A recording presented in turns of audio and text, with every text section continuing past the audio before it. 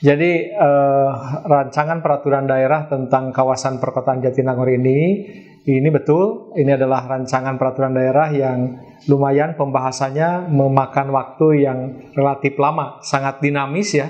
Saya kebetulan sebagai wakil ketua Pansus 2, salah satunya menyelesaikan terkait dengan Raperda kawasan perkotaan Jatinangor, dan ini sampai hari ini memang sangat dinamis.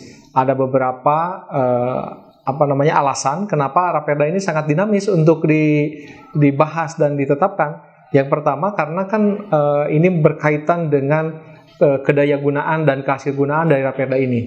Jangan sampai kemudian perda yang nanti ditetapkan berkaitan dengan kawasan perkotaan Jatinangor dan sekitarnya ini, setelah ditetapkan ini tidak bisa merubah keadaan. Artinya apa? Tidak bisa mengatasi perkembangan, pertumbuhan, pembangunan di wilayah Jatinangor dan sekitarnya, ya, yang kemudian dibiarkan tumbuhnya alami tanpa terencana. Akhirnya apa? Satu hal dengan hal lainnya itu ada ketimpangan begitu. Baik dari daya dukung lingkungan, kemudian daya dukung lainnya ya, termasuk juga kebersihan dan sebagainya. Ini kan repot kalau kemudian dibiarkan ke depan. Nah, oleh karena itu kita berkeinginan bahwa Raperda yang bisa nanti dibuat itu dan dituntaskan insya Allah tanggal 15 itu, ini benar-benar bisa memiliki kegunaan dan kemanfaatan yang besar untuk merubah keadaan Jatinangor dan sekitarnya menjadi lebih baik. Tadi disepakati ya di dalam pembahasan, termasuk dalam kegiatan diskusi dengan masyarakat atau kita kenal dengan public hearing ini kawasan Jatinangor ini menjadi kawasan intinya dari kawasan perkotaan. Kemudian yang sekitarnya itu yang mana? Ada yang Cimanggung, kemudian juga pemulihan pemulihan Tanjung Sari dan Sukasari, tidak termasuk Rancakalong ya. Ini luar biasa. Pembangunan di sana sangat tinggi aktivitasnya, tapi kemudian infrastruktur yang sangat terbatas, kemudian juga tata ruang yang ada persoalan, sehingga kemudian tadi tumbuhnya pesat tetapi dibiarkan tumbuhnya alami, tidak terencana.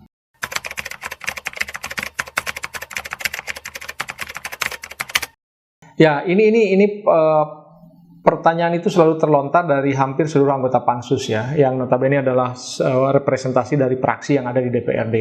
Yang paling penting seberapa persen sih kemampuan ya dari Perda ini untuk bisa mengatasi persoalan itu tadi, yang ya itulah yang kemudian menjadi bahan diskusi kita ya, sehingga memunculkan kalimat-kalimat di dalam rencana peraturan ini yang kemudian setiap pasal itu bisa bermanfaat gitu, bisa menjawab persoalan di lapangan.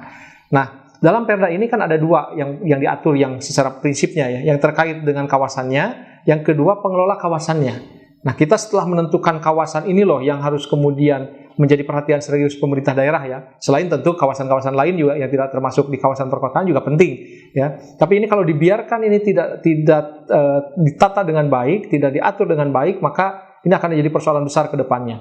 Nah, kemudian setelah kita menentukan kawasan mana, yang penting juga yang kedua adalah siapa yang mau mengelola kawasan ini. Gitu kan?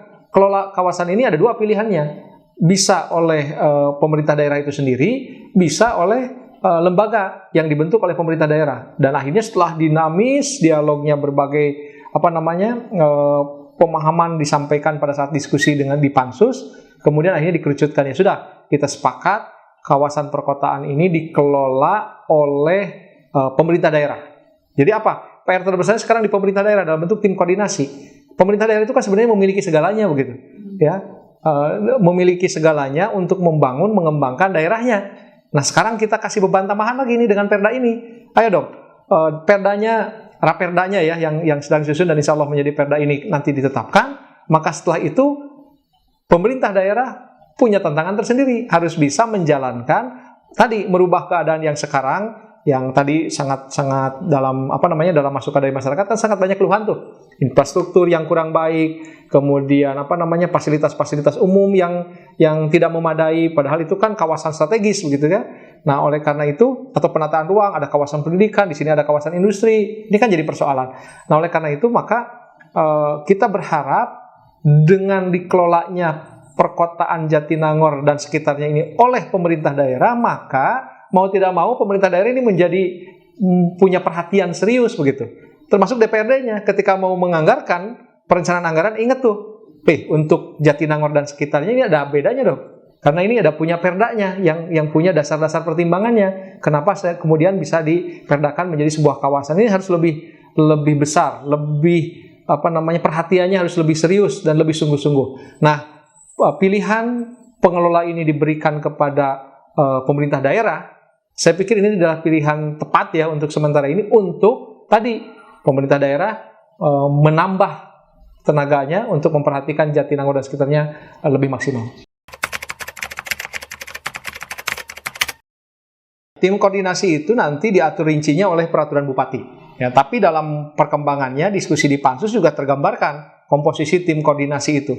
Ada unsur dari pemerintah daerahnya, ada unsur yang SKPD terkait ya, ada dari PU-nya kalau berkaitan dengan fasilitas umum dan fasilitas-fasilitas ya yang berkaitan dengan fasilitas umum begitu, kemudian juga dari Bapeda-nya, dari anggarannya semua masuk di dalamnya, inspektoratnya juga ada di dalamnya. Libatkan juga masyarakat, ada partisipasi gitu. Nah, dengan kombinasi ada partisipasi, ada namanya tim akselerasi yang dibuat nanti. Nah, mudah-mudahan nanti Pak Bupati bisa menerjemahkan keinginan besar dalam perda ini dalam bentuk perbub terkait dengan pengelola kawasan. Sehingga perbub itu akan menjadi penentu juga. Kalau perdanya bagus, tujuan dari perdanya jelas, tegas untuk merubah keadaan Jatinangor bisa menjadi lebih baik, tapi kemudian perbub terkait dengan pengelolanya asal-asalan, ya repot juga. Tidak akan ada perubahan. Ya, banyak kan tim-tim yang dibentuk juga tidak maksimal. Nah, ini harus bisa. Ini tantangan tersendiri dan resikonya apa? Karena sekarang ini arahnya gitu ya kepada pengelola ini oleh pemerintah daerah, maka resikonya kan salah satu sumpah jabatan ya atau Pak Bupati ketika disumpah itu dan Pak Wakil Bupati untuk melaksanakan undang-undang dan peraturan-peraturan lainnya. Nah, salah satunya peraturannya itu adalah nanti peraturan daerah itu. Jadi kalau tidak dilaksanakan ini bisa jadi persoalan serius begitu. Ini oleh karena itu harus menjadi perhatian yang sungguh-sungguh dan saya yakinlah dengan eksekutif mengusulkan perda ini mereka juga sangat serius untuk melakukan perubahan di kawasan ini. Ada 18 ya, ada 18 pasal, kemudian ada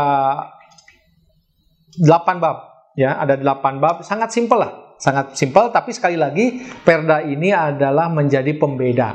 Ya, ini yang paling penting. Perda ini menjadi pembeda perlakuan yang beda terhadap kawasan Jatinangor dan sekitarnya. Kenapa sih mesti dibedakan? Karena memang sekarang ini kawasan ini telah ditetapkan menjadi kawasan strategis nasional, bahkan kawasan cekungan Bandung, kan begitu. Begitu pentingnya kawasan ini begitu. Ya, oleh karena itu dari perda yang menjadi pembeda ini, mudah-mudahan Jatinangornya lebih baik. Ketika Jatinangor dan kawasannya ini lebih baik, maka dampaknya terasa juga kepada kawasan yang lainnya. Kalau Jatinangor, Tanjung Sari, Sukasari, Pamulihan gitu ya, ini maju, maka kita harapkan nanti Rancakalong, Sumedang Utara, Sumedang itu juga maju semua. Karena sekali lagi tadi orang datang itu kan tanpa harus diundang, mereka berbondong-bondong datang ke Jatinangor. Benar nggak? Orang yang sedang mau kuliah gitu, yang kerja itu lintas kabupaten, lintas provinsi datang ke Jatinangor. Tiap hari ada di sana. Nah, oleh karena itu ketika Jatinangor dan sekitarnya dibenahi, ini juga barangkali mudah-mudahan menjadi etalase Sumedang. Sehingga Sumedang bisa tanda kutip ya, dijual oleh teman-teman yang datang ke Jatinangor, ini dipromosikan begitu bahasanya, bukan dijual, dipromosikan. Ini loh, mending datang ke Sumedang. Kan gitu ya, karena memang lintas